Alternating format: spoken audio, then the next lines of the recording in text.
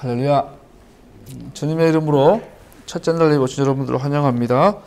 오늘 드디어 신명기 마지막 부분을 양이 많지만 마치려고 합니다. 다음 주부터는 더 좋은 말씀들로 우리가 주님 앞에 설 겁니다. 오늘은 신명기 27장부터 34장 마지막 장까지 우리가 살펴보려고 합니다. 우선 27장 1절, 2절, 3절 한번 읽어볼까요? 시작. 오늘 내가 당신들에게 하는 모든 명령을 당신들은 지켜야 합니다. 당신들이 요단강을 건너가서 주 당신들의 하나님이 당신에게 주시는 땅에 들어가는 날이 오거든 큰 돌들을 세우고 석회를 바르십시오. 주 당신들 조상의 하나님이 말씀하신 대로 주 당신들의 하나님이 당신들에게 주시는 땅 곧 젖과 꿀이 흐르는 땅에 들어가면 그 모든 율법의 말씀을 그 돌들 위에 기록하십시오. 고대에 보면은 고대 가나안에서 공적인 기념비를 세우는 방법 중에 하나로 그 땅에 들어가면 돌에다가 언약의 내용을 새기고 서로 언약을 했던 것들 많이 보죠. 오늘 그런 것처럼 하나님과 이스라엘이 그 땅 약속의 땅에 들어가거든 돌에다가 석회를 바르고 글을 새겨라. 여기 뭐를 새겼는지는 아무도 몰라요. 어떤 학자들은 10가지 계명, 10계명을 새겼을 것이다. 또 어떤 사람은 신명기 27장, 28장에 나오는 축복과 저주의 문들을 새겼을 것이다. 또 어떤 사람은 신명기 전체를 기록했을 것이다. 그건 몰라요. 신명기 전체를 기록할 수는 없었을 거예요. 너무 기니까. 그래서 어떤 핵심적인 토라의 말씀들을, 율법의 말씀들을 기록했겠죠. 이것을 기록한 목적이 뭘까요? 결론부터 언약과 그 율법에 순종하는 것이 참 중요하다라는 것을 계속 기억하게 하는 거죠. 우리가 결혼 반지를 보면 아 내가 결혼했구나 자꾸 기억하고 더 나아가서는 내가 이런 약속을 했지 결혼할 때 그런 역할을 하는 거죠. 계속 잊어버리지 않게 또 율법을 준수하는 삶이 얼마나 중요한지를 보여주는 거죠. 이것이 실제로 여호수아 8장에 가면 여호수아가 그 땅에 들어가서 에발산과 산에다가 두 산에다 세우고 선언하는 것을 보게 되죠. 근데 여기서 기억할 것은 11절, 26절로 넘어가면 12, 13절 읽어볼까요? 17장 12절, 13절 시작. 당신들이 요단강을 건넌 뒤에 백성에게 축복을 선포하려고 그리심 산의 설 지파들은 시몬과 레위와 유다와 이사갈, 요셉, 베냐민. 13절 저주를 선포하려고 에발산의 설 지파들은 루벤, 갓, 아셀, 스불론, 낫, 납달리. 에발산과 그리심산에 12지파를 6개씩 나눠 세우고 한쪽에서는 축복을 선포하고 한쪽에서는 저주를 선포해라 그래요. 그런데 재미있는 건 27장에 보면 축복의 내용들이 빠져 있어요. 저주만 기록되어 있어요. 왜 그럴까요? 축복은 생략되어 있는데 이스라엘이 결국은 순종치 않을 것이고 축복을 향유하지 못했음을 보여줍니다. 그래서 이 본문을 통해서 알 수 있는 것은 축복과 저주를 동시에 선포했음에도 불구하고 모세오경은 저주만 기록하고 있어요. 결국 이스라엘은 역사 가운데서 이 축복을 향유하지 못했던 것을 볼 수 있죠. 그 증거가 오늘날도 마찬가지고요. 그래서 28장에 넘어가면 28장은 축복과 저주가 다 나와요. 그런데 이 축복과 저주는 27장에 나오는 축복과 저주 연이어서 나오는 것이 아니라 하나님의 토라 전체에 대한 준수와 신실함에 대한 연결된 것을 볼 수 있는 게 더 타당할 것 같아요. 28장으로 넘어가서 28장 1절 2절 읽어볼까요? 시작. 내가 오늘 당신들에게 명한 그 모든 명령을 주의 깊게 지키면 주 당신들 하나님이 당신들 세상의 모든 민족 위에 뛰어나게 하실 것입니다. 하나님의 말씀에 순종하면 이 모든 복이 당신들에게 찾아와서 당신들 따를 것입니다. 28장 1절 2절에는 축복이 명령되어 있고요. 15절 읽어볼까요? 시작.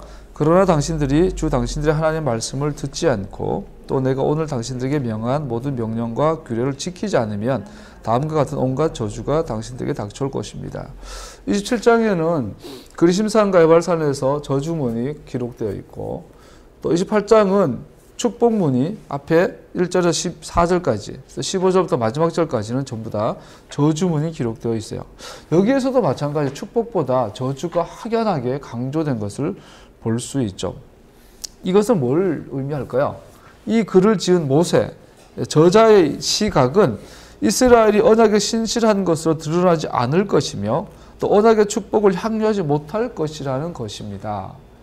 이 책을 기록하면서 이 저자는 기본적으로 내가 너네들에게 지금 축복도 하고 저주도 경고하지만 결국 너네들은 축복을 향유하지 못할 것이다. 이 7장과 마찬가지로 우리 한번 찾아볼까요? 신명기 31장 16절 18절 우리가 앞으로 또 이따가 살펴보겠지만 31장 16절 17절 18절 읽어봅시다. 주님께서 모세에게 말씀하셨다. 너는 내 조상과 함께 잠들 것이다.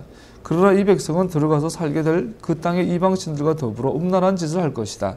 그들은 나를 버리고 나와 세운 그 언약을 깨뜨릴 것이다. 그날에 내가 그들에게 격렬하게 진노하여 그들을 버리고 내 얼굴을 그들에게서 숨길 것이다. 그래서 그들은 온갖 재앙과 고통이 덮치는 날 이렇게 말할 것이다. 우리 하나님이 우리 가운데 계시지 않기 때문에 이런 재앙이 덮치고 있다 하고 탄식할 것이다. 그들이 돌아서서 다른 신을 섬기는 온갖 악한 짓을 할 것이니 그날에 내가 틀림없이 내 얼굴을 그들에게 숨기겠다. 생각해보세요. 결혼을 해요. 한 남자가 한 여자를 너무너무 사랑해요. 그 여자도 한 남자를 사랑한대요. 그래서 둘이 이제 언약을 맺고 결혼식을 올려요. 그런데 이 남자는 알아요. 결혼해서 얼마 안 있으면 이 여자가 땀난 자랑 바람날 것을.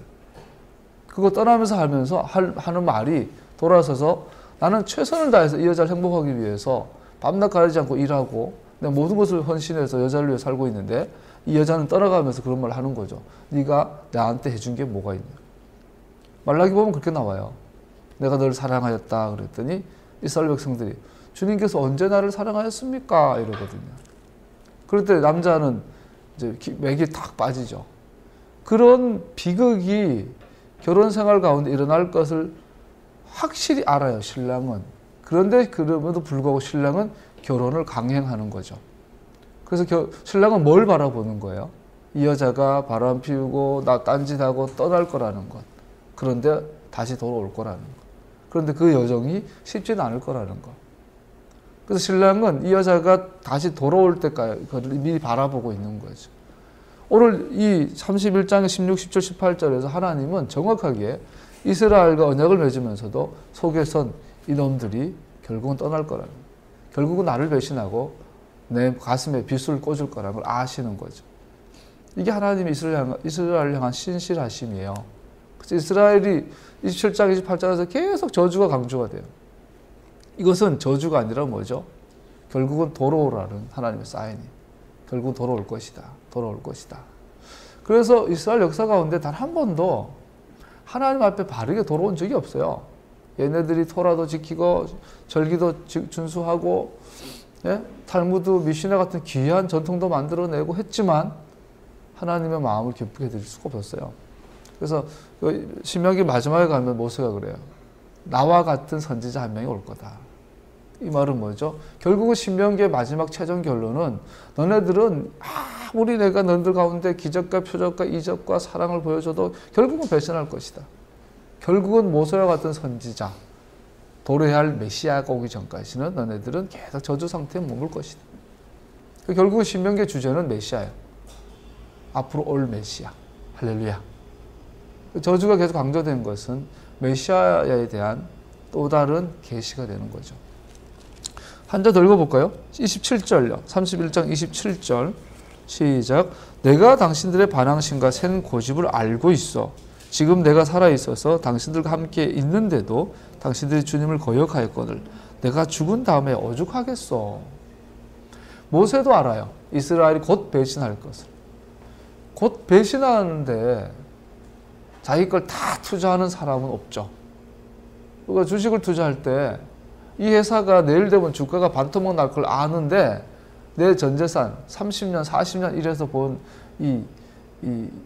퇴직금 3억을 전액을 그 회사에 주식 투자할 사람은 없죠. 그런데 하나님은 그러고 계신 거예요. 이놈이 곧 배신할 건데 하나님은 자기의 전부로 사랑하시는 마음을 열어버리는 마음을 줘버리는 거.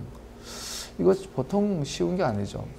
우리가 첫사랑의 소중한 게 이제 은재가 13살이니까 첫사랑은 못 해봤죠. 첫사랑은 하나의 병이죠. 그래서 첫사랑은 조건이 없잖아요. 이 여자가 뭐 어떤 사람이나 상관없어요. 그냥 첫사랑에 빠져버려 눈에 보이는 게 없어요. 이것을 아주 첫사랑이라고 보통 그러죠. 그래서 인간이 갖고 있는 감정 중에 가장 아름다운 게 첫사랑이에요. 남자가 여자를 처음 사랑하는 거, 태어나서 여자가 남자를 처음 사랑하는 거. 이거. 근데 이것은 진짜 불나방 같아서 확 타면 사라져 버려요. 인간의 마음. 하나님은 이스라엘을 향하여 첫사랑하고 계신 거예요. 지금 얘한테 투자하면, 얘한테 마음을 주면 내 마음이 무너질 걸 알아요. 아마 이 실현의 경험을 해본 사람들이 그것이 죽을 만큼, 죽기만큼 어려웠다는 걸 아실 거예요. 누군가를 정말로 사랑했는데 배신당했을 때, 버림받았을 때 많은 사람들이 자살을 하죠. 사랑의 실현이라는 것은 생명보다 무서운 거죠. 그 아가서에 보면은 이 사랑은 죽음으로도 감당을 못해요. 죽음보다 강한 게 사랑이에요. 그 사랑을 취약한 거예요, 주님께서 이스라엘과. 그런데 이 이스라엘이 날 배신할 거라는 거예요. 주님께서 견디지 못해서 결국은 생명을 내놓죠. 이 주님은 사랑이에요. 하나님 사랑이시라. 하나님 이스라엘 사랑하시되 마치 첫사랑 하시는 거예요. 그래서 주님은 신실하시다는 말을 사랑으로 비유한다면 주님은 처음부터 끝까지 첫사랑이에요. 인간의 우리를 비교한다면 우리는 도저히 상상할 수 없는 거죠. 지난주에 남산에 바카스 아줌마들이 많이 잡혔어요. 제발 좀 잡아 없애길 바랬는데 요즘 바카스 아줌마 사이에서도 그 중국 붐이 불어가지고 이제 바카스 아줌마들도 이제 그 조선족이 많다 그래요. 남산 가보면 종각 뭐 그쪽에 황혼이 되고 나이가 들면 첫사랑이 불가능하죠. 욕정만 남죠. 아주 추해지죠. 조선일보, 중앙일보에서 가끔 1년에 몇 번씩 나와요. 황혼의 사랑. 그래서 나이가 들어도 성적인 욕망 그대로 있다. 이걸 막 옹호하면서 왜 그렇게 이게 추해지는지 몰라요, 문화가. 이 말은 첫사랑이 그만큼 소중한 거죠. 이스라엘에게 하나님께 있어서 이스라엘은 첫사랑이에요. 처음부터 마지막까지. 나는 알파와 오메가다. 나는 알렉과 타우다. 나는 처음과 나중이다. 나는 이스라엘 향하여 첫사랑을 처음부터 끝까지 갖고 있다. 이거는 우리가 상상하지 못하는 순정파. 순정파이신 주님의 모습을 바라보는 거죠. 27장, 28장에서 왜 이렇게 저주가 많나? 이것은 하나님의 마음을 잘 이해를 해야 돼요. 그러면 순정파세요. 돌아오길 바라시는 주님의 사랑인 거죠. 이스라엘은 언약에 신실하지 않을 것임을 모세는 알았습니다. 그래서 결국 언약의 축복을 향유하지 못할 것도 알았습니다. 그래서 이스라엘은 추방되고 다시 또 돌아와야만 했던 거죠. 그러면서 28장 마지막에 보면 축복과 저주가 나온 축복을 한마디로 말하면 에덴 동산의 회복으로 이해할 수 있고, 저주들은 아담과 하와가 창세기 이야기에서 타락 이후에 받았던 저주와 같은 것을 볼 수 있습니다. 29장 1절 읽어볼까요? 신명기 29장 1절 시작. 이것은 주님께서 호렙에서 이스라엘 자손과 세우신 언약에 덧붙여서 모세에게 명하여 모압 땅에서 이스라엘 자손과 세우신 언약의 말씀입니다. 29장부터 34장까지를 새 언약이라고 그래요. 이것은 모압 언약이라고, 모압 땅에서 요단강 건너기 직전에 모세 2세 공동체, 2세대, 출애굽 2세대가 모세와 함께 하나님께 맺었던 언약이죠. 사람들은 이것을 새 언약이라, 새로운 언약이라, 뉴 커버넌트라고 이해하기도 하는데 전혀 그렇지 않죠. 이것은 언약 갱신이 아니라 이것은 부과된 언약, 덧붙여진 언약인 것을 알 수 있어요. 즉 새로운 언약이 아닙니다. 이것은 시내산에 이미 맺은 언약에 대해서 부과된 언약인 것입니다. 모세는 신의 언약과 그가 미래 이스라엘 위에 마음에 품고 있는 언약을 신중하게 대조시키고 있습니다. 이스라엘이 언약을 지키고 하나님을 신뢰하는 데 실패함으로써 과거는 끝났습니다. 그러나 미래에 대한 희망이 남아 있습니다. 모세는 죽기 전에 새로운 세대와 새로운 언약, 부과된 언약을 맺으면서 새로운 희망에 대해서 말하고 있는 것이죠. 이 새 언약의 초점은 신약 성서, 사도들의 성서들의 저자들의 생각과 같은 거죠. 우리 한번 찾아볼까요? 우리 신명기 30장 14절, 이따가 또 나눌 수 있겠지만 30장 14절 시작. 그 명령은 당신들에게서 아주 가까운 곳에 있습니다. 당신들의 입에 있고 당신들의 마음에 있으니 당신들이 그것을 실천할 수 있습니다. 자, 시내산에서 언약을 맺었고요. 그리고 이제 그 땅을 들어가는 정복 세대에게 부과된 언약을 좀 더 첨가해 주는데 사실 첨가한 내용이 별로 없어요. 그냥 그 언약을 다시 한번 리뉴해 주시는 거죠. 그러면서 이 언약은 입에 있고 당신들의 마음에 있다고 말해요. 마음에 있는 언약이다. 그래서 그렇게 먼 것이 아니고 힘들지 않았다. 그 말은 신의 산 언약은 멀었다는 거죠. 신의 산이란 뭐죠? 이 밑에 그 산 밑에 있었어요. 백성들은 하나님은 산 위에 계시고 신의 산에 올라가서 내려와야 되는 거리가 있었어요. 이 거리가 얼마나 멀었냐면 그냥 단순하게 뭐 해발 몇 메다 되겠지만 이스라엘 백성들은 못 올라갔다는 거예요. 모세를 대신해서 산에 올라갔어야 됐고 모세가 받아서 대신 가지고 내려와야 될 만큼 멀었어. 그러나 이 새 언약은 네 마음에 있다라는 거예요.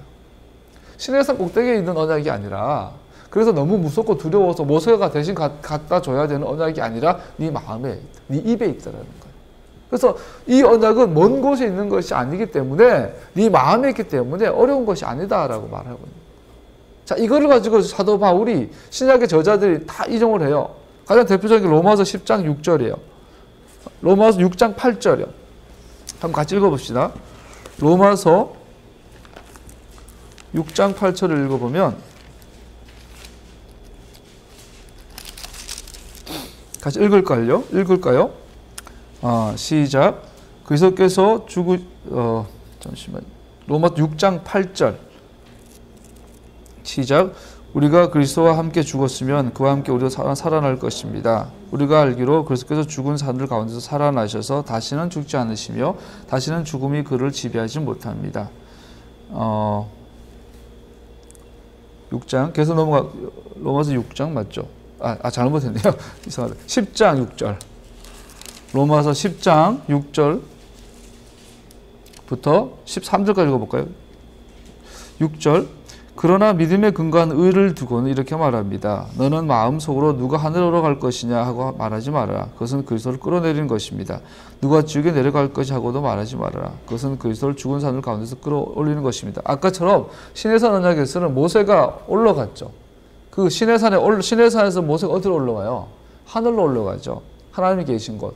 시내산 꼭대기는 바로 하나님이 계신 테필린, 하늘을 의미하죠. 그 하늘에 모세가 올라가죠. 그래서 사도 바울은 로마서 10장에서 뭘 말하고 있냐면요.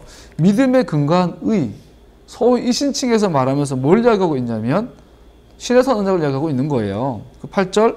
그러면 그것은 무엇을 뜻합니까? 하나님의 말씀은 내게 가까이 있다. 네 입에 있고 네 마음에 있다 하는 말씀이 있습니다. 이것은 우리가 전파하는 믿음의 말씀입니다. 자, 주목해 보세요. 우리는 토라가 폐해졌다고 말해요. 율법을 지킬 필요 없다고 말하죠. 근데 사도 바울은 뭐라 그래요? 이 신칭의 근거가 신의 산 언약이라는. 모세가 하늘에 올라간 것처럼 그리스도가 다시 올라가야 되겠느냐? 그럴 필요가 없다. 왜? 그 토라가 네 가슴에 있다는 거예요. 네 입에 있다라는. 이것이 믿음의 말씀이다라는. 당신이 만일 예수님을 주님이라고 입으로 고백하고 하나님께서 그를 죽은 산을 가운데 살리신 것을 마음으로 믿으면 구원 얻을 것입니다. 우리는 보통 구원을 뭐라 그래요?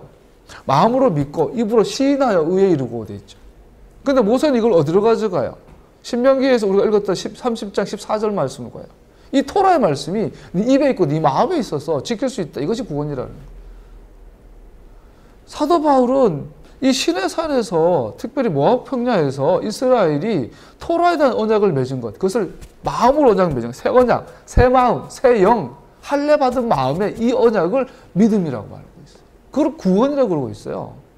단순히 내비게이터 사정리 해가지고 예수님 날려 죽으셨으면 이거 입으로 하고 자녀가 되는 것이 아니라 그 가슴에 토라가 새겨지는 것이 하나님의 자녀가 되는 거라는 거예요. 단순히 지나가는 사람 붙잡고 사형리하고 뭐 다리 예화 들어가지고 예수님 믿겠습니까? 그 가운데 물론 성령께서 역사하셔서 그 마음을 만지셔서 꾸준하게 인도하시는 것 있죠. 그러나 단순히 그렇게 믿음이 이신칭이 믿음으로 구원받는 이것은 믿음의 근거는 신의 산에 있어요. 사람은 마음으로 믿어서 의에 이르고 입으로 고백해서 구원에 이르게 됩니다. 마음으로 뭘 믿어요? 토라를 믿어요. 하나님 언약을 믿어요. 입으로 뭘 고백해요? 토라를 고백해요. 예수님이 그 일을 위해 오신 거란 말이죠. 그래서 우리가 예수님을 믿는다 그러면서 구원받았다 그러면서 신해선 언약을 무시해버리고 이스라엘은 소라를 패졌다, 이스라엘은 끝났다라고 말한다는 것은 앞뒤가 달라요. 앞뒤가. 하나님은 한 입에서 두 말 하는 분을 만들어버리는 거죠. 오늘날 교회가 왜 이렇게 갈 길을 잃어버렸나요? 우리가 좀 전에 Who Knows One이라는 찬양을 들고 배웠어요. 다이애누라는 찬양을 배울 것이고, 매년 패삭 때마다 다이애누, Who Knows One 이런 찬양을 유대인들은 반복하죠. 그러면서 뭘 나눴어요? 유대인들은 몇천 년 동안 교육의 목표가 흔들린 적이 없어요. 교육의 방향성, 교육의 목적, 교육의 목표가 아브라함부터 모세부터 지금까지 유대인들 흔들리지 않고 있어요. 무서운 나라. 그런데 우리는 정권이 바뀔 때마다, 교육부가 바뀔 때마다, 교과서가 바뀔 때마다 역사가 달라지고 교육이 달라지고 뭘 가르쳐야, 학교 선생님들이 뭘 가르쳐야 될지는 몰라요. 아이들은 뭘 배워야 될지 몰라요. 기껏 하는 게 고등학교 졸업해가지고 대학교 입시하는 거. 대학교 입시가 우리나라 교육의 방향이 되고 목적이 되어버렸어요. 근데 유대인들, 이스라엘은 분명하죠. 어떤 사람, 어떤 인간, 어떤 나라. 분명한 그림이 있잖아요. 교회도 마찬가지예요. 한 사람의 불신자가 교회에 들어오면 어떤 그리스도인, 어떤 예배자, 어떤 하나님의 백성이라는 그림이 분명하게 있어야 되는데 교단마다, 교파마다, 신학자마다 다 다르죠. 왜? 믿음으로 구원받는다는 말은 다 이단, 삼위일체 인정하고 이신칭이 인정하면 이단 아니야. 그런데 삼위일체 좀 이상하게 해석하고 이신칭이 건드면 다 이단이라 그래. 이 기준 외에는 교회마다 다 달라. 이 기준은 교회마다 같아요. 감리교도 오순절도 삼위일체는 다 똑같고 이신칭 교회도 다 같아요. 이것만 같으면 나머지는 좀 달라도 우리는 정통이라는 거예요. 그러니까 이단이 막 들어올 구멍이 너무너무 많아. 왜 그럴까요? 그래서 사도 바울은 분명히 말하잖아요. 이신칭의 근거가 신명기에 있고 신의 산에 있다라는 거. 네가 마음으로 믿어 의에 이르고 입으로 시인하여 구원에 이르느니라. 그러면서 하나님의 말씀은 내게 가까워 내 입에 있고, 토라가 가까워서 네 입에 있고 토라 네 마음에 있다. 토라가 뭡니까? 남자 여자 결혼할 때 맺은 언약 서약서 아니에요. 남자가 여자를 여전히 사랑한다면 언약을 지킬 것이고, 여자가 남자를 정말 사랑한다면 여전히 언약을 지킬 것이라는. 단순히 예수 믿는다, 난 예수 믿었고 난 구원받았고 방언도 하고 막 장로도 했으니까 나는 하나님 자 백성이다, 마음만의 콩떡이죠. 요즘 뭐 저기 큰 믿음 교회라 이상한 교회 나와가지고 뭐 그런 소리를 해요. 뭐 구원받은 자는 버림받을 수 있다. 이것은 변종의 변종, 이신칭의 변종이에요. 괴물, 한국교회가 만든 괴물교리예요. 너무나 우리에게는 회복이 절실히 필요한 때라고 생각합니다. 하나님의 말씀이 내 마음에, 내 입에 충만기를 축복합니다. 29장으로 넘어가죠. 29장 2절 이하에 보면 4절 읽어볼까요? 29장 4절 시작. 그러나 바로 오늘까지 주님께서는 당신들께 깨닫는 마음과 보는 눈과 듣는 귀를 주지 않으셨습니다. 예수님께서 오셔서 그 천국 비유를 하면서 가장 길게, 가장 강조해서 하신 천국 비유가 바로 씨 뿌리는 비유죠. 비유 중에 가장 길어요. 어떤 사람이 씨를 뿌렸는데 옥토밭에, 돌짝밭에, 길가밭에, 가시밭에 뿌려져요. 그러고 나서는 열매를 맺으면 못 맺고, 맺으면 50, 60, 100배를 맺는다. 그러고는 그 본문 그대로 제자들이 따로 불러가지고 속닥 야, 이거는 저놈들이 알아들을까봐 일부러 내가 못 알아듣게 비유를 했다. 근데 너네들한테는 내가 알아듣게 해주겠다고 다시 한번 차근차근 설명을 해주세요. 그러고 나서 저들이 듣는 귀, 보는 눈, 깨닫는 마음을 내가 주지 않았다고 말하죠. 그래서 보는 눈, 깨닫는 마음, 듣는 귀, 요한계시록 성경이 꿈을 닫으면서 귀 있는 자는 들어라. 그걸 계시하죠, 계시. 여러분, 보는 눈, 듣는 귀, 깨닫는 마음이 뭘까요? 근데 제자들이 그 설명할 때 알아들었다 그래요. 나중에 이따가 신명기의 마지막 부분에 뭐가 나오면 여호수아가 나오죠. 모세가 죽어요. 믿음 없음으로 인하여. 모세가 죽으면서 여호수아에게 지혜 안수를 할 때 지혜의 영으로 여호수아가 충만하죠. 그 지혜의 영. 지혜의 영 그러면 떠오르는 대표적인 인물이 누구예요? 부살렐, 하나님의 그림자 부살렐, 성막 건축가. 또 한 사람이 누구예요? 요셉. 하나님의 영으로, 지혜의 영으로 충만했어요. 또 하나님의 영 그러면 가장 떠오르는 게 뭐예요? 창세기 1장이에요. 하나님의 신이 수면 위에 운행하시니라. 다시 말합니다. 지혜가 충만하다는 말은, 하나님의 영으로 충만하다는 말은 정확하게 창세기로 돌아가는 거예요. 창세기 첫 번째 장으로 돌아가게 하는 영의 역사를 지혜의 영이라고 해요. 이걸 계시라고 해요. 예수님의 비유를 듣고 제자들은 뭘 깨달아요? 에덴을 본 거예요. 하나님께서 처음과 마지막이시구나. 시작하신 하나님이 마지막을 시작으로 회복하시겠구나. 에덴의 회복. 그래서 모든 참 선지자들은요, 에덴의 회복의 명령들이에요. 돌아오라. 오늘날 지혜자가 필요해요. 지혜는 우리를 에덴을 보게 하는 눈을 열어줘요. 에덴 동산에 있는 선악과를 보는 눈이 열려요. 생명나무를 보게 하는 눈이 열려요. 선을 할 때 하나님과 거렸던 그 은혜를 향한 눈이 열려요. 그래서 토라가 에덴으로 돌아가는 강이구나. 토라를 발견해요. 그 강을 따라 올라가면 에덴 동산이 있다는 걸 알아요. 하나님의 창조 회복이에요. 그것이 지혜의 영의 최종적인 하는 역할이죠. 할렐루야. 그런데 보는 눈, 듣는 귀, 깨닫는 마음은 바로 지혜를 말하는 거지. 하나님의 말씀을 통해, 하나님의 말씀을 가지고 하나님의 최종 목표가 뭐예요? 에덴의 회복. 하나님과 하나님의 백성이 하나님이 보시기에 토부한 땅에서 함께 거하는 것. 이거를 깨닫는 거, 보고 듣는 것을 가지고 우리는 지혜롭다고 말하는 거죠. 바리새인들은 토라를 외우는 자들이에요. 뱃속에서부터 토라를 들은 자들이었어요. 그런데 그들은 지혜롭지 못했어요. 지혜로워야 돼요. 이 지혜로움의 시작은 뭐죠? 하나님을 경외하는 마음이에요. 하나님을 두려워하는. 하나님을 막 종교적으로 두려워하는 것이 아니라 너무너무 사랑하고 너무너무 존경하고 너무너무 좋아하는데 하나님을 향한 엄청난 경외감을 갖고 있는 경외심. 하나님을 깊이 생각하는 거. 하나님을 정말 깊이 사랑하는 거. 그 경외심 가운데 있을 때 하나님의 말씀이 들리죠. 그리고 하나님의 지혜가 우리 가운데 임하는 것이죠. 보는 눈, 깨닫는 마음, 듣는 귀가 우리 가운데 충만하고 축복합니다. 하나님을 경외한다는 것이 지혜의 시작인데, 하나님을 경외하는 것이 지혜와 지식의 근본이니라. 근데 이 경외한 것에 같은 말이 뭘까요? 겸손함이 겸손함. 겸손함을 다른 말로 말하면 하나님의 음성, 하나님의 말씀에 듣고 떠는 것. 다른 말로 말하면 어린아이 같은 마음. 그래서 예수님께서 뭐라고 그럽니까? 어린아이 같지 않고는 결단코 천국에 들어가지 못한다. 하나님 앞에 겸손하지 않고서, 하나님 앞에 떨지 않고서, 하나님 경외하지 않고서 어린아이 같지 않고서 결단 천국에 못 들어간다.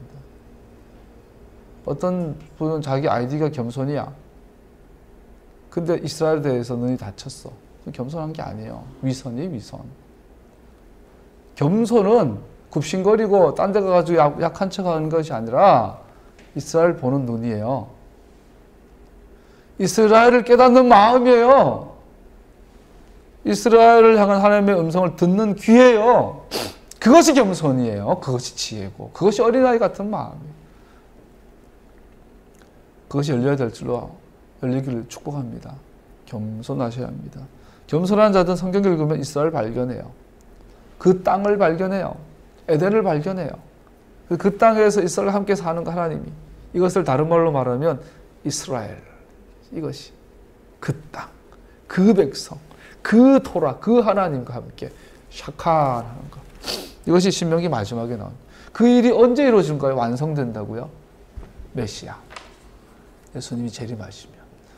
그 일이 이루어진다는 거죠. 9절 읽어볼까요? 시작. 29장 9절. 그러므로 당신들은 이 언약의 말씀을 지키십시오. 그러면 당신들이 하는 일마다 성공할 것입니다. 오늘 당신들은 각 지파의 지도자들과 장로들과 관리들을 비롯하여 온 이스라엘 사람과 곧 당신들의 어린 아이들과 아내들과 당신들의 진 가운데 함께 사는 외국 사람과 당신들에게 장적을 펴주는 사람과 나아가서 물을 길어오는 사람과 사람에 이르기까지 주 당신들의 하나님 앞에 모두 모였습니다. 당신들은 오늘 여기에 서서 주 당신들 하나님이 당신들과 세우시는 그 언약에 참여하게 됩니다.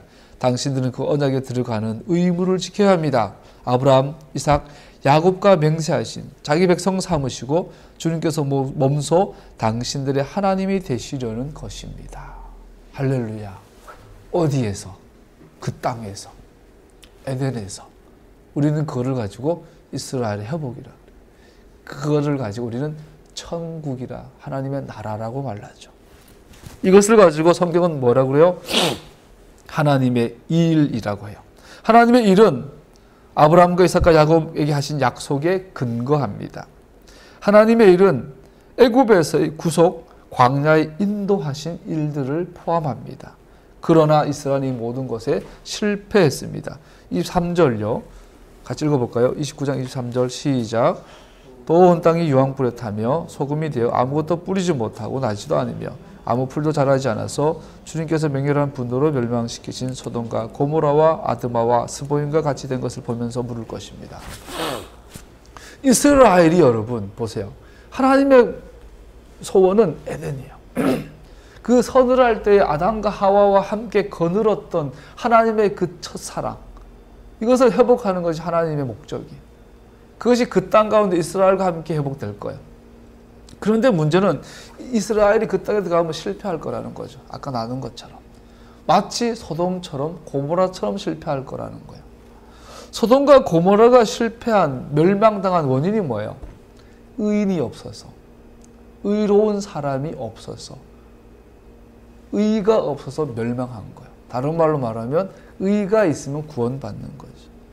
창세기의 이야기가 의로운이란 이야기로 의미하고 있는 것은 분명합니다. 그것은 하나님의 백성이 되기에 혹은 심지어 언약의 회원이 되기에 충분하지 않습니다. 여기에 다른 무엇이 요구되는 것입니다.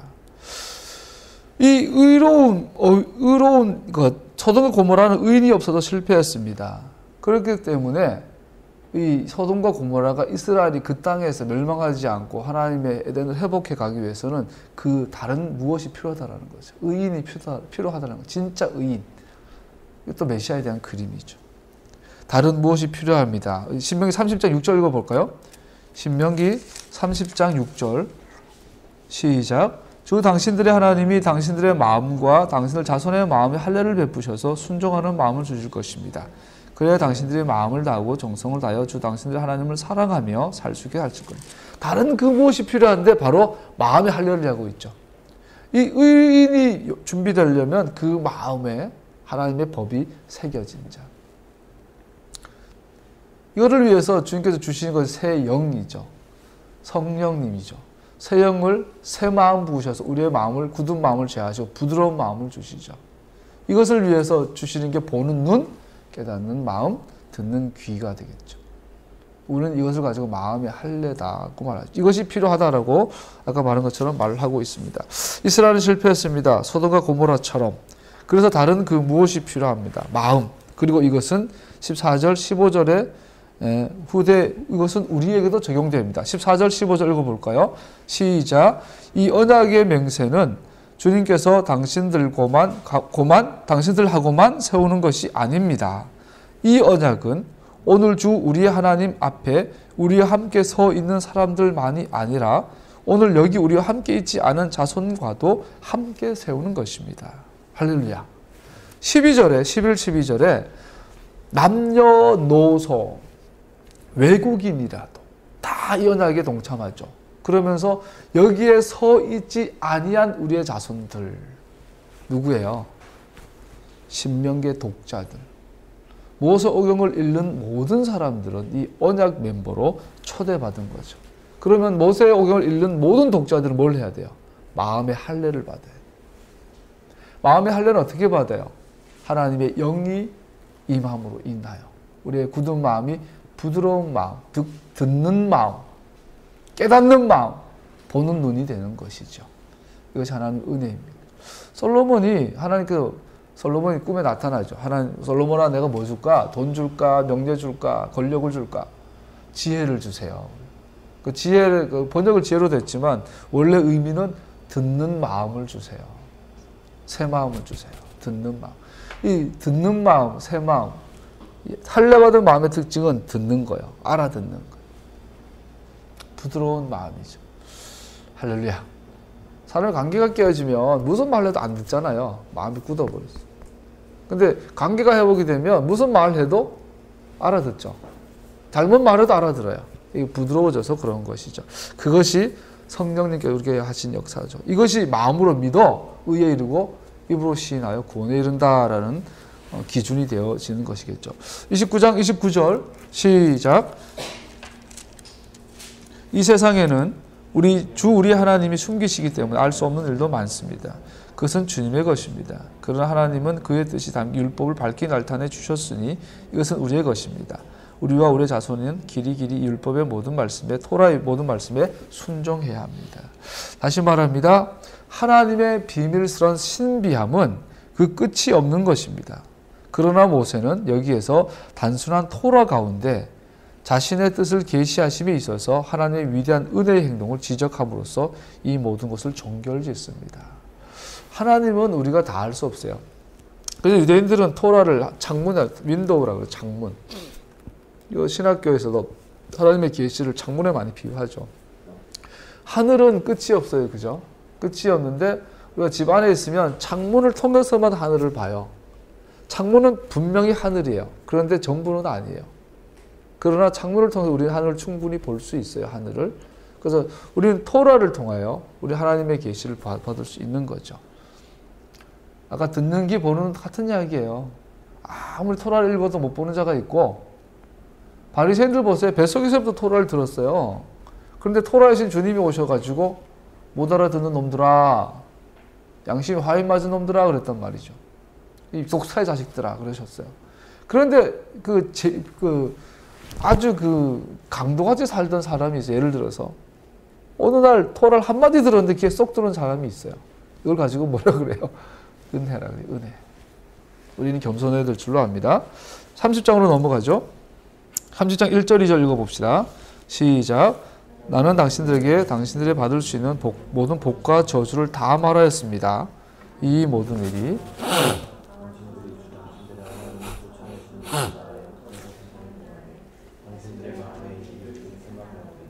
당신들과 당신들의 자손은 주 당신들의 하나님께로 돌아와서 마음을 다하고 정성을 다하여 오늘 내가 당신들의 명령한 주님의 모든 말씀을 순종하십시오.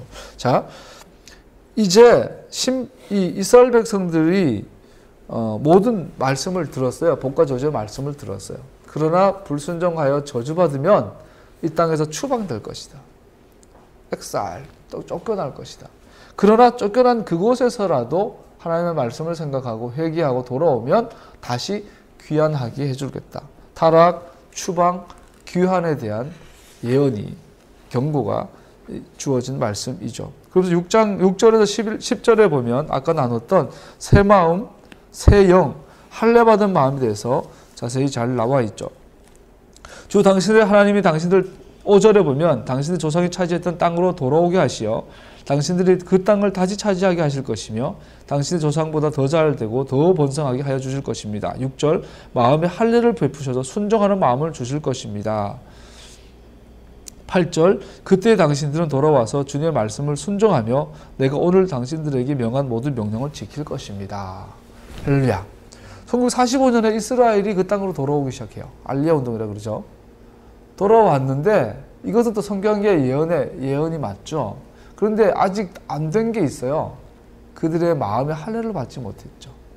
돌아온 그들이 그 땅에 돌아와서 마음의 할례를 받아서 주님께 순종하는 마음이 없죠. 즉 유대인들이 아직 예수님을 모르는 자가 너무 많아요. 더 많아요. 그래서 아직은 유대인들의 회복이 온전한 건 아니죠. 그런데 유대인들이 지금 돌아오기 시작했죠. 소위 메시아닉. 이것은 엄청난 예언의 성취가 되고 있죠. 유대인들 가운데 부흥이 오면 이것은 유대인들이 변화되는 모습들은 사실 예수님의 재림을 앞둔 가장 강력한 사인이에요. 이스라엘이 회복되고 있다는 이야기죠. 지금 작지만 1980년대, 90년대 특히 그리고 2000년 넘어가면서 유대인들 가운데 예수와를 자기의 메시아로 받아들이고 인정하고 깨닫는 자들이 기하급수적으로 늘고 있다고 그래요. 이것이 오늘날 마지막 때의 가장 강력한 증거예요. 뭐 7년 대환란, 뭐 광야로 도망가고 우리 유대인들을 봐야 되죠. 또 성전 짓는다고 막 저러고 있는 것도 보면서 참 시대가 정말 예언의 시대구나. 여러분, 우리는 엘리야 시대, 모세 시대, 뭐 에녹이 할아버지 시대가 정말로 예언적이고 위대한 시대라고 보잖아요.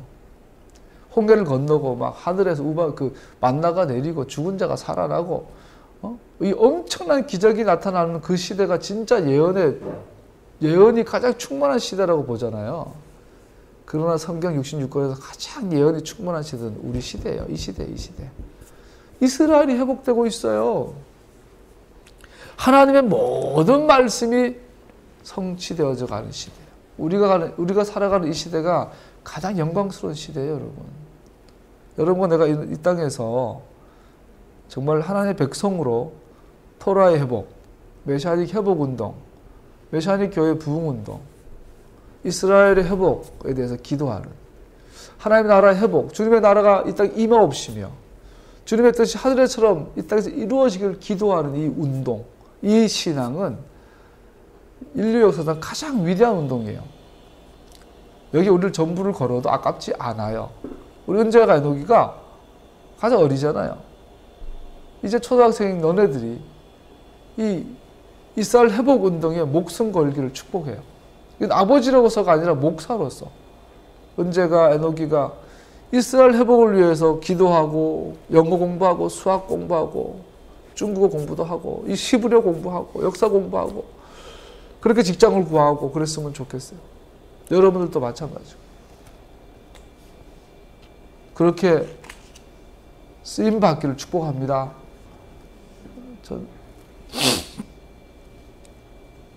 넘어가죠. 14절 읽어볼까요? 14절, 30장 14절 아까 읽었지만 시작.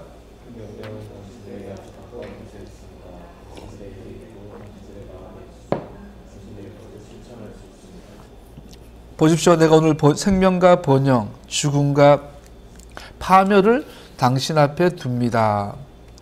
내가 오늘 당신에게 명하는 대로 당신들이 주 당신들의 하나님을 사랑하고 그의 길을 따라가며 그의 명령과 규례와 법도를 지키면 당신들이 잘되고 번성할 것입니다. 또 당신들이 들어가서 차지할 땅에서 주 당신들의 하나님이 당신들에게 복을 주실 것입니다. 15절에 보니까요. 생명과 번영과 죽음과 파멸을 둔다. 이 원어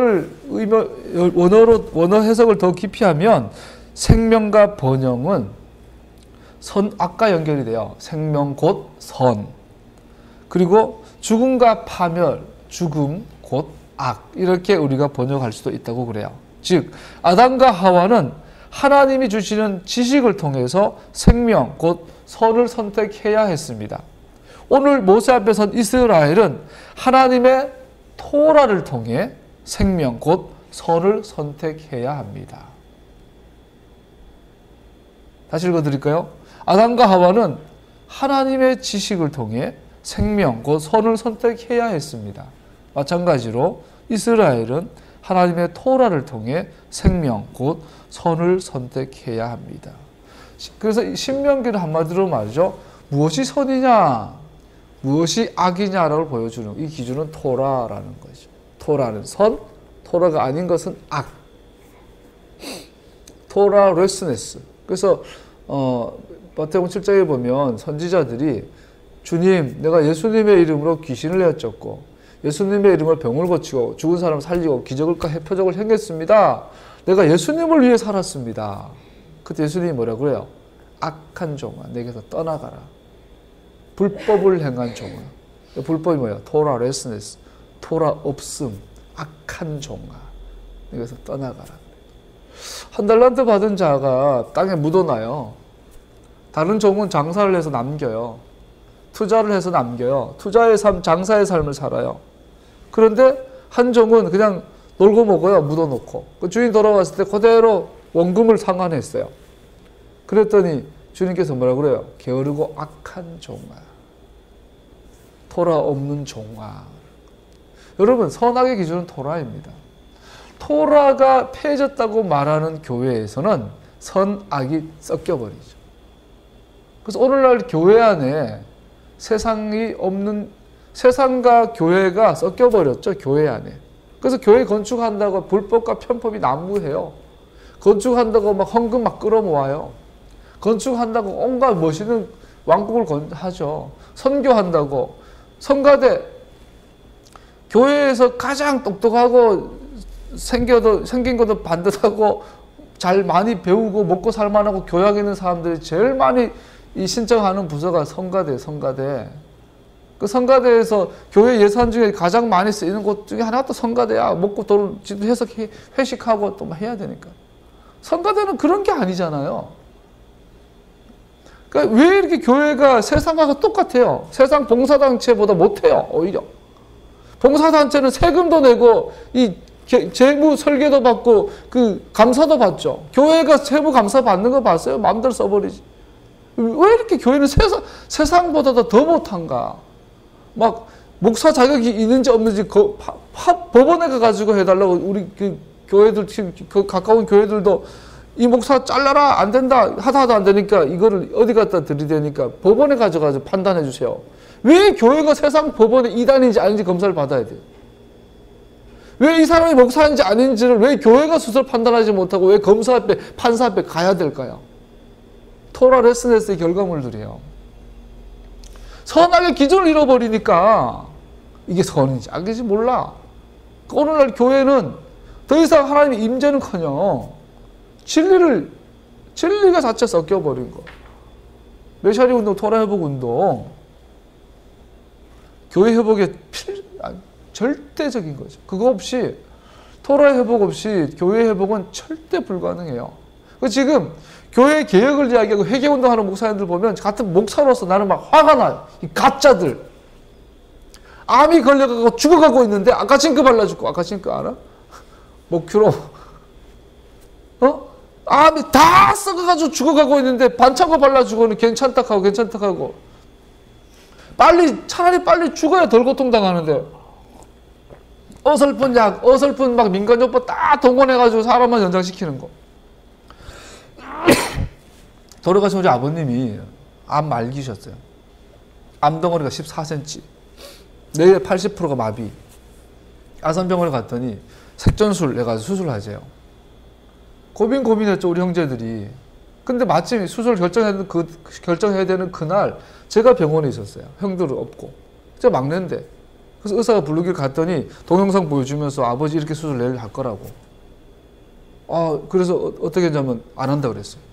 못 하겠다고. 우리 아버님 이 연세에 그런 대수술 받으시면 아마 병원에서, 이 암은 어떻게 치료를 하겠지만 결국은 병원에서 누워 계시다 가실 거라고. 차라리 마지막 때까지 잘 드시고 잘 먹고 여행도 다니면서 그냥 빨리 차라리 이 수술을 해가지고 3년 더 살 거 차라리 편안하게 1년 더 살다 가게 하실 거라고. 수술 거절했어요. 그리고 그 다음날 이제 가족회의를 했죠. 그래서 내가 아버지 차라리 편하게 보내드리자. 아버지 술을 다 하셨는데 괜히 몸에 손대가지고 병원에서 그냥 약물 치료하다 가게 하지 말자. 그리고 우리가 그때 형들하고 이런 약속을 했어요. 아버지 어차피 돌아가시니까 편안하게 가시도록 기도하자. 병은 고쳐달라고 기도하지 말고 마지막까지 통증 없도록. 간암이었거든요. 그리고 뇌 마비, 뇌 15% 정도 살아있었고. 그래서 통증 없이, 두 번째 복수 차지 않고 가게 해주세요. 기도했어요. 진짜로 그러고 나서 아버님이 7년인가 8년 더 사셨어요. 병원에서는 6개월, 2년, 3년 이야기할 때. 7년, 8년 아버님 어떻게 하셨냐면 소백산을 혼자 등반하셨어요. 걸어서. 우리랑 함께 설악산 여행을 다니고 맛있는 거 다 드시고 치매가 오셔가지고 드시고 나서 30분 지나고 밥 먹자고 그랬지만 아버님 그러셨다. 그때 애녹이 병원에 제가 태어날 그때였어요. 그래서 아버님 나중에 암 덩어리가 일 커졌어요. 그럼에도 불구하고 마지막 임종 순간까지 고통이 없었고 복수가 차지 않았어요. 여러분 죽을 사람은 죽어야 돼요. 대신에 그거 살리려고 엉뚱하게 자꾸 이렇게 들이면 생고생하다 죽어요. 어차피 죽는데. 사람이라는 게. 이게 내가 좀 극단적으로 말하는지 모르겠는데 한국교회는 직면해야 돼요. 죽음 앞에. 한국교회는 타락 앞에 직면해야 돼요. 어설픈 회개운동, 어설픈 개혁운동, 회개하라 이딴 소리 하지 말고 썩었다고 말해줘야 돼요. 이제는 토라를 설명할 때가 됐어요. 썩은 것을 썩었다고 하는 것이 아니라 썩은 곳에다가 토라를 가르쳐줘야 돼요. 토라 회복, 절개 회복 없이 한국교회는 회복 불가능해요. 신명기를 마지막으로 하는 이날 정말 안타깝고 답답하다니까. 왜 목사님들하고 대화를 해보면 그저 지난주에 김세윤 박사의 책을 보면서 나도 우리 따로 나눴지만 아미다 기도를 설명하면서 12번째 기도문은 기독교를 저주하는 기도문이라고 정확하게 설명해 놓는 그거 김세윤 박사의 책을 보면서 20세기 한국이 배출한 최고의 신학자 김세윤 박사, 그 양반은 유대인에 대해서도 많이 열려있는데 불구하고 그의 머릿속에는 반유대주의 정서가 가득한, 그의 신학의 기초가 반유대주의 신학인 것을, 여기에서 무슨 책을 만들어도 결국은 이스라엘을 대적하는 이야기들. 장신대 교수들이, 총신대 교수님들이, 우리나라의 많은 신학자들, 목사님들의 이 머릿속에, 내 속에, 그들의 뇌세포의 이 모세 혈관 속에 반토라주의가 가득한 것. 심지어 구약을 전공한 목사님들조차, 모세 오경을 전공하고 레위기를 강의하는 목사님들조차 반토라주의가 가득 들어가 있다. 한국교회가 과연 회복 가능할까? 이대로는 안 돼요. 어린아이 같은 세대, 이스라엘을 보는 눈, 듣는 귀, 깨닫는 마음을 가지고 하나님을 경외하며 도라 회복, 메시아닉 회복, 이스라엘 회복을 위해서 기도하는 무리들이 일어나야 하는 거죠.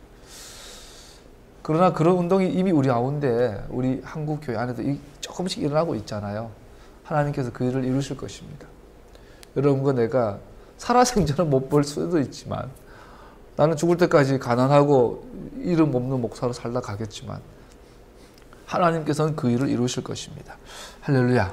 하나님의 토라를 통해 생명, 곧 선을 선택해야 합니다. 31장로 넘어가죠. 31장 3절 읽어봅시다. 시작.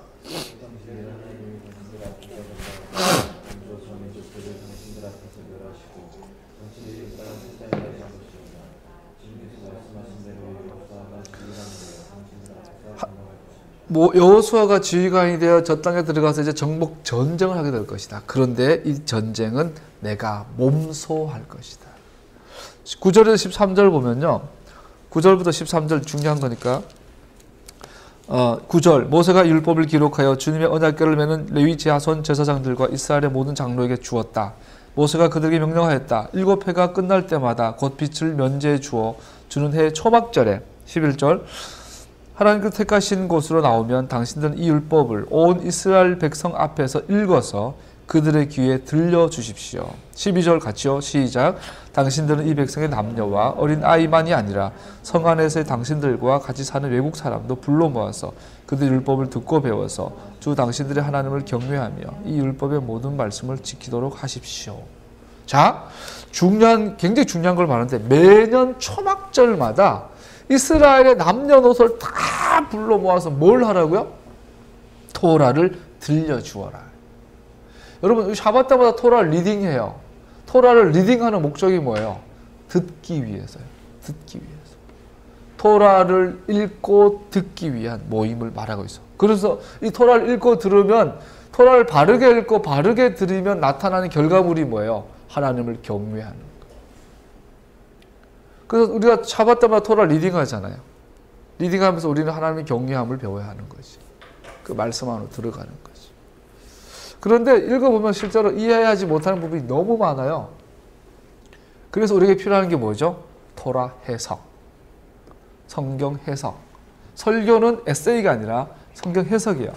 오늘 배우려고 했던 노래 중에 Who Knows One, 유대인들이 샤bat 때마다, 패삭 때마다 부른 노래 중에 여섯 번째가 뭐예요? 식스가 바로 너는 you know six? 너는 식스를 아느냐? 그럼 아이들이 대답을 하죠. 나는 식스를 압니다. 식스는 미시나입니다. 라고 말하죠. 미시나. 우리 오해하죠. 우리 미시나가 장로들의 유전이라고. 물론 맞아요. 그러나 미시나는 토라 해석의 좋은 전통들이에요. 오늘날 한국교회 가장 절실히 필요한 게 하나님의 말씀에 대한 바른 해석이에요. 나는 그것을 알아요. Who knows six? I know six. Six are the sections of Mishnah. 미시나의 부분들을 나는 압니다. 라고 패석에서 말하죠. 우리는 장로들의 유전을 말하는 게 아니에요. 여러분 나에게 토라를 읽고 듣는 것과 함께 필요한 게 토라에 대한 바른 해석, 즉 선생님들이 필요해요. 선생님들이, 스승이 필요해요. 그래서 에스라서인가에 보면요, 마지막 때 이사야서도 그렇고 마지막 때에 하나님의 교회가, 하나님 이스라엘이 회복되어지는 가장 큰 강력한 징조가 뭔지 알아요? 스승을 보내준다 돼 있어요. 토라에 대한 바른 스승. 그래서 뭐 사도요, 선지자요, 복음 전도자요, 가르치는 자요, 교사요 나오죠. 이 전체를 총괄하는 것은 가르치는 자, 스승이에요, 스승. 사도는 스승이어야 해요. 선지자는 스승이어야 해요. 토라 해석가여야 해요. 그것이 된 상태에서 예언도 하고 교사도 하고 전도사, 선교도 하고 목회도 해야 되는 거예요. 스승이 되지 않으면 절대로 오중직임은 회복되지 않아요. 되어서도 안 되고, 오늘날 어설픈 오중직임 은사, 뭐 신사도운동, 예언자, 뭐 사도자, 뭐 빌리그라면 복음전도자다, 뭐 빌레몬 이런 사람들 예언자, 웃기는 소리. 뭐 최근에 그 할아버지 누구야? 그 예언하다가 성취도 안 되고 죽은 할아버지 있잖아요. 뭐 신디 제이콥스 좋단 말이에요. 그들은 그냥 단순히 기도하다가 응답받아 그 기도의 감동을 나누는 이상이 아니에요. 진정한 예언자, 선지자, 복음전도자는 토라를 해석하는 자예요. 빌리그레함이 복음전도자인가요? 복음전도자였죠. 그러나 그는 바른 토라의 스승은 아니었습니다. 신디 제이콥스가 그래요. 천만에 말렸어요. 빌레몬 또 누가 있어요? 뭐 탐슨, 릭 조이너 귀하죠. 그분 사역 자체는 귀하지만 그분들 보세요. 한 명도 예외 없이 나이 들고 사역 확장되고 딴짓하고. 20년 안에 하나님의 교회에 부흥이 오지 아니하면 나는 외국을 나가지 않겠다. 그 누구야? 아이합 만든 사람. 부흥도 안 왔는데 한국에 가 돌아다니더만. 아이합 그 누구야? 그냥. 이 하나님의 교회에 부흥이 오지 아니하면은 내가 미국을 떠나지 않겠다 그러더니 부흥도 안 왔는데 오히려 더 타락하고 미국 교회가 더 변질되고 있는데 외국 가서 돌아다니고 세미나하고 돌아다니잖아요, 지금. 선두주자가 어떠고. 다 한때는 귀했던 것들이에요. 그러나 너무나 부분적이에요. 왜? 스승이 없으니까. 누가 스승일까요? 몰라요. 성령님께서 스승이겠죠. 토라의 해석에 대한 바른 물결이 일어날 겁니다. 이 토라에 대한 바른 해석 무브먼트가 일어날 겁니다. 이것이 부흥입니다. 그래서 그 누구예요? 영국의 유명한, 다 잊어버려요. 요즘 관심이 없으니까. 그 목사님이 그런 말을 하죠. 부흥의 전조, 부흥이 다가오는 가장 큰 전조는 진리의 회복이다.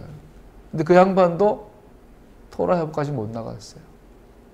물론 무디가, 찰스 피니가, 조나단 에드워드가, 이런 웰지의 아주사의 순간순간 작은 하나님의 부흥들이 있었어요. 이 부흥들 앞에는 작은 부분적인 진리 회복들이 있었어요. 부분이었어요. 앞으로 토라에 대한 온전한 회복을 예수님께서 하실 거예요. 진짜 부흥은 예수님 오시면 그때 일어날 것이겠죠. 할렐루야. 29절 시작. 31장 29절요. 시작.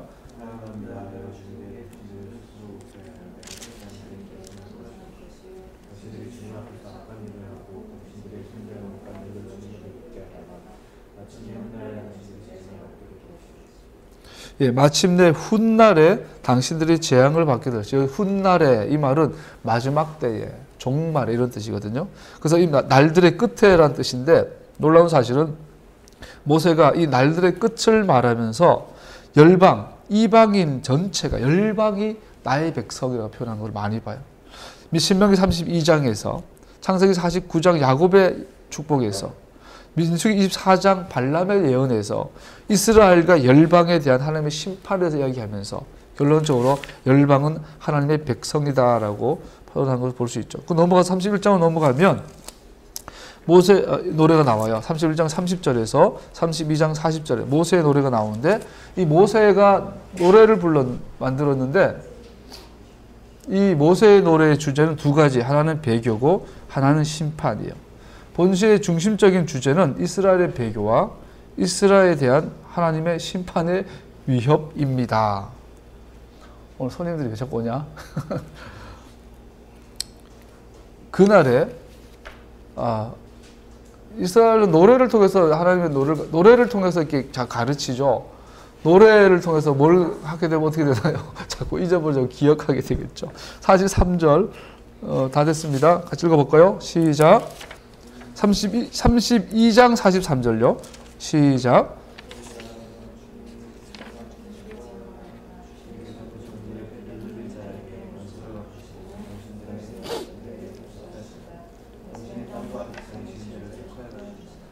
자, 이스라엘뿐만 아니라 열방까지도 그의 백성으로서 하나님을 찬양하도록 부름받았습니다. 모세의 노래 마지막은 열방이 하나님의 백성이다라고 말하고 있죠. 45절, 47절을 보면 6절 읽어볼까요? 시작. 그들에게 말하였다. 오늘 내가 당신들에게 증언한 모든 말을 당신들은 마음에 간직해두고 자녀에게 가르쳐 이 율법의 모든 말씀을 지키게 하십시오. 7절요. 율법은 단지 빈말이 아니라 바로 당신들의 생명입니다. 이 말씀을 순종하십시오. 그래야만 당신들이 요단강을 건너가 차지한 땅에서 오래 살 것입니다. 자, 율법, 토라, 생명, 선 같은 거라는 거예요. 그래서 아담과 하와가 악을 선택함으로 말미암아 죽은 것처럼 이스라엘 백성들은 토라를 선택함으로 말미암아 생명을 선택하게 되는 것, 즉 선을 선택하는 것이 된다라고 말하고 있죠. 자, 이제 마지막으로 33장 5절 읽어봅시다. 5절, 33장 5절 시작.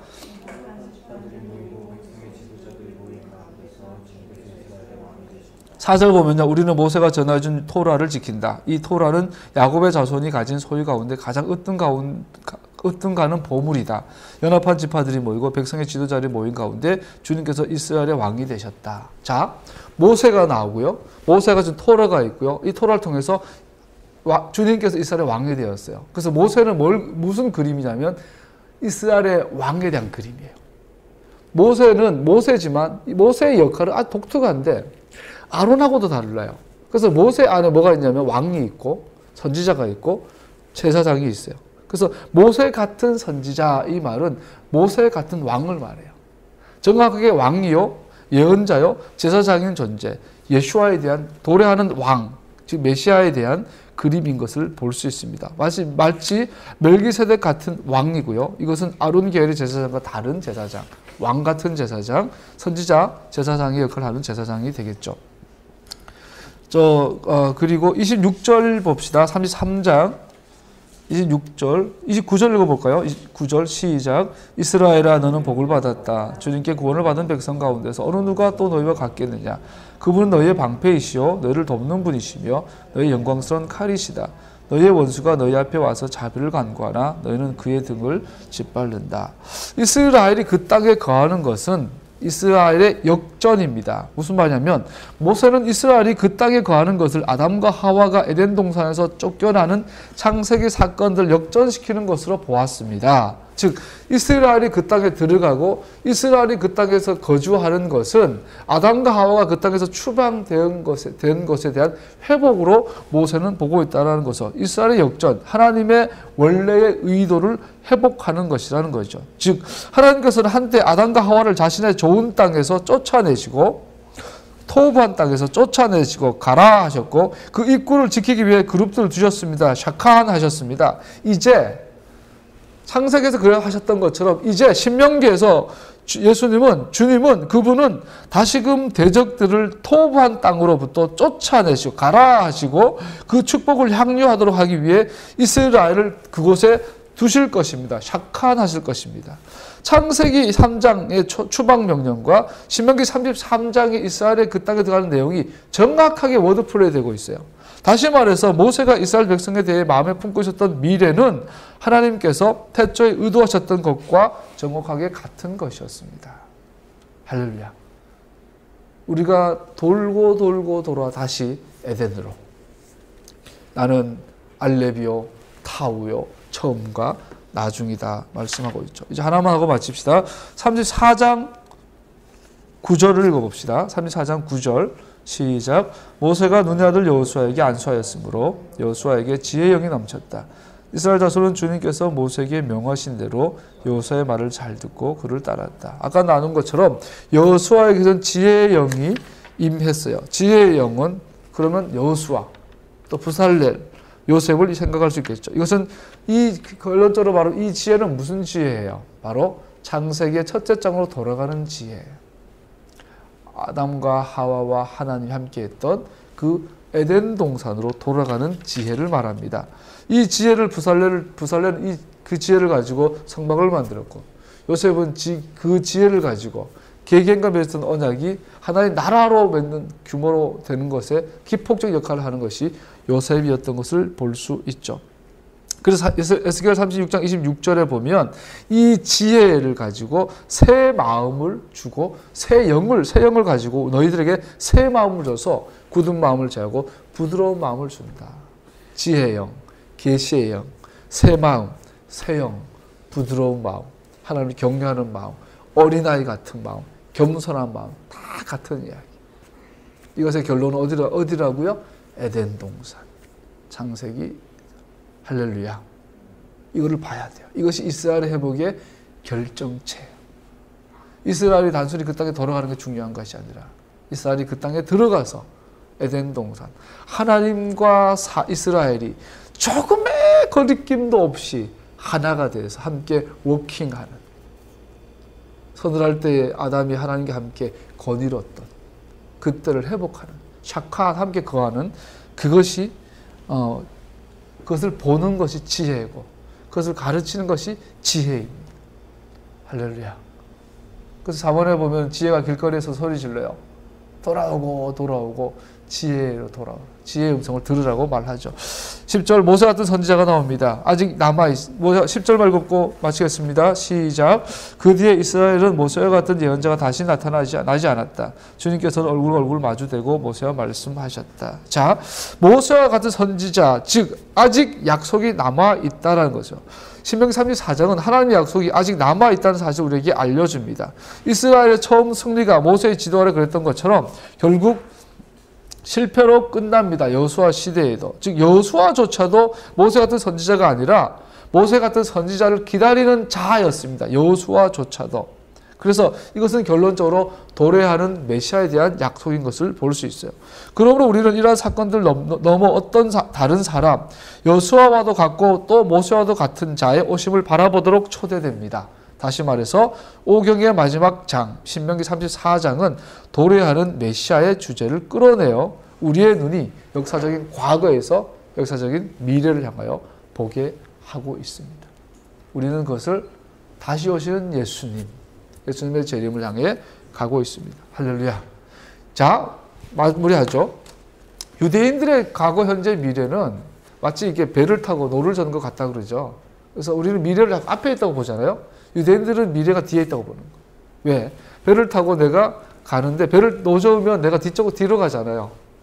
그래서 과거가 앞에 있는 거예요. 과거를 보고 현재의 노를 저으면서 뒤를 향해 가는 거예요. 우리가 그 카누 하는 거 보면 그래서 계속 노를 졌는데 나는 뒤를 바라보면 볼수록 앞을 가는 거예요. 돌아가면 돌아갈수록 어디로요? 시내산으로, 에덴으로. 회복되면 회복될수록 우리 어디로 가요? 다시 에덴으로 가는 거예요. 메시아의 왕국으로 가는 거예요. 우리는 예수님의 재림을 기다려요. 예수님의 재림을 기다리는 성도들이 가장 끊임없이 봐야 될 곳이 어디예요? 과거의 과거. 에덴 동산, 시내산, 이스라엘. 할렐루야. 오늘날 종말론은 자꾸 미래를 봐요. 미래를 보게 하는 종말론은 가짜입니다. 미래는 주님 손에 달렸어요. 미래를 보려면 우리는 토라를 봐야 돼요. 시내의 산에서 맺었던 그 언약을 봐야 돼요. 아브라함과 맺었던 그 언약을, 모리아 산에서 맺었던 그 언약을 봐야 돼요. 에덴 동산에서 하와와 맺었던 그 언약을 봐야 돼요. 에덴 동산에서 하나님과 아담이 거느렸던 그것을 봐야 돼요. 그래야 우리는 미래를 준비해요. 미래를 볼 수 있어요. 할렐루야. 그러한 회복이 여러분의 안에 충만히 일어나기를 축복합니다.